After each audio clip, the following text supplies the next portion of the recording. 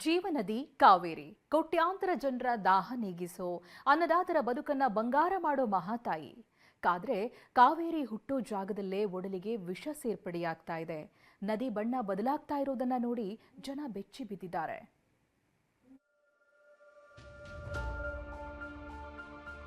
ಜೀವನದಿ ಕಾವೇರಿಯ ನೀರು ಬಿ ದರ್ಜೆಯಲ್ಲಿದೆ, ಅಂದ್ರೆ ನೇರವಾಗಿ ಬಳಕೆ ಮಾಡಲಿಕ್ಕೆ ಕುಡಿಲಿಕ್ಕೆ ಯೋಗ್ಯವಾಗಿಲ್ಲ. ನಮಗೆ ಕುಡಿಯೋಕ್ಕೆ ತುಂಬಾನೇ ಹಿಂಸೆ ಆಗ್ತಾ ಇದೆ. ಹೆವಿ ಅಂದ್ರೆ ಹೆವಿ ಗಲೀಜಾಗ್ತಾ ಉಂಟು. ಯಾವುದೇ ಇಲಾಖೆಗಳು ಪರಿಸರ ಮಾಲಿನ್ಯ ಯಾರೂ ಮಾತಾಡ್ತಾ ಇಲ್ಲ. ಕಾವೇರಿ ಒಡಲಿಗೆ ಸೇರ್ತಿರೋ ವಿಷ, ಕಂದು ಬಣ್ಣಕ್ಕೆ ತಿರುಗಿರೋ ಜೀವನದಿ. ಪವಿತ್ರ ನದಿಯಲ್ಲಿ ನೊರೆ ರಾಶಿಯೇ ಹರಿಯುತ್ತಿದೆ. ತವರಿನಲ್ಲೇ ಕಾವೇರಿ ಮಲಿನವಾಗುತ್ತಿದ್ದಾಳೆ. ಕಾವೇರಿ ಒಡಲು ಸೇರ್ತಿದೆ ಆಸಿಡ್ ಮಿಶ್ರಿತ ನೀರು. ತವರಿನಲ್ಲೇ ಜೀವನದಿಗೆ ಎದುರಾಯಿತು ಗಂಡಾಂತರ. ಕಾವೇರಿ ನದಿ ಕೋಟ್ಯಾಂತರ ಜನರ ದಾಹ ನೀಗಿಸೋ ಜೀವನದಿ. ಕೊಡಗಿನ ತಲಕಾವೇರಿಯಲ್ಲಿ ಕಾವೇರಿ ಉಗಮವಾಗುತ್ತೆ. ಆದ್ರೆ ಕೊಡಗಿನಲ್ಲೇ ಕಾವೇರಿ ಒಡಲಿಗೆ ಹಾನಿಕಾರಕ ತ್ಯಾಜ್ಯ ಸೇರುತ್ತಿದೆ. ಹೌದು, ಕುಶಾಲನಗರ ಪುರಸಭೆ ವ್ಯಾಪ್ತಿಯ ಮಾಧಾಪಟ್ಟಣದ ಗ್ರಾಮದ ಬಳಿ ವಿಷಯುಕ್ತ ನೀರು ಕಾವೇರಿ ಒಡಲು ಸೇರ್ತಿದೆ. ರಾಷ್ಟ್ರೀಯ ಹೆದ್ದಾರಿ ಪಕ್ಕ ರೆಸಾರ್ಟ್, ಹೋಮ್ ಸ್ಟೇ, ಹೋಟೆಲ್, ವಾಣಿಜ್ಯ ಮಳಿಗೆಗಳು ನಾಯಿಕೊಡೆಗಳಂತೆ ತಲೆ ಎತ್ತಿವೆ.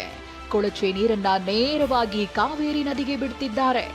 ನಿರ್ಮಾಣ ಹಂತದ ಕಟ್ಟಡದಿಂದ ಆಸಿಡ್ ಮಿಶ್ರಿತ ನೀರು ನದಿಗೆ ಹರಿಯುತ್ತಿದೆ.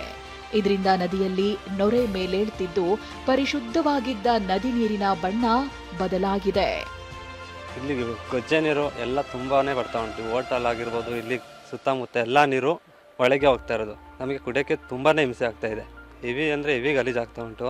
ಮತ್ತೆ ಈ ಮಣ್ಣು ಗಿಡ ಎಲ್ಲ ಕೆಲಸ ಮಾಡ್ತಾ ಇದ್ದಾರೆ. ಇದೆಲ್ಲ ತುಂಬಾನೇ ಹಿಂಸೆ ಆಗ್ತಾ ಉಂಟು.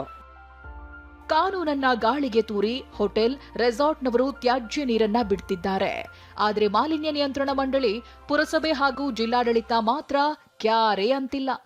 ಕಾವೇರಿ ನದಿ ತೀರ ಒತ್ತುವರಿ ಮಾಡಿದ್ರು ಕಣ್ಮುಚ್ಚಿ ಕುಳಿತಿರೋ ಅಧಿಕಾರಿಗಳ ವಿರುದ್ಧ ಪರಿಸರವಾದಿಗಳು ಆಕ್ರೋಶ ಹೊರಹಾಕಿದ್ದಾರೆ. ಫ್ಯಾಕ್ಟ್ರಿ ಆಗಲಿ, ಆಸಿಡ್ ಮಿಕ್ಸ್ಡ್ ವಾಟರ್ ಎಲ್ಲನೂ ನದಿಗೆ ಬಿಡ್ತಾ ಇದ್ದಾರೆ. ಅದರ ಕಾರಣ ಏನಂದ್ರೆ ನದಿ ತಟದಲ್ಲಿರುವಂತಹ ಬಫರ್ ಝೋನ್ ಇದೆ. ಆ ಬಫರ್ ಝೋನ್ ಆ ವ್ಯಾಪ್ತಿನ ಎನ್ಕ್ರೋಚ್ ಒತ್ತುವರಿ ಮಾಡಿದಾಗ ಯಾವುದೇ ಇಲಾಖೆಗಳು, ಅದು ಗ್ರಾಮ ಪಂಚಾಯತಿ ಆಗಲಿ, ಪುರಸಭೆ ಆಗಲಿ, ಅಥವಾ ತಾಲೂಕು ತಹಸೀಲ್ದಾರ್ ಲೆವೆಲಲ್ಲಾಗಲಿ, ಜಿಲ್ಲಾಡಳಿತ, ಪರಿಸರ ಮಾಲಿನ್ಯ ಯಾರೂ ಮಾತಾಡ್ತಾ ಇಲ್ಲ.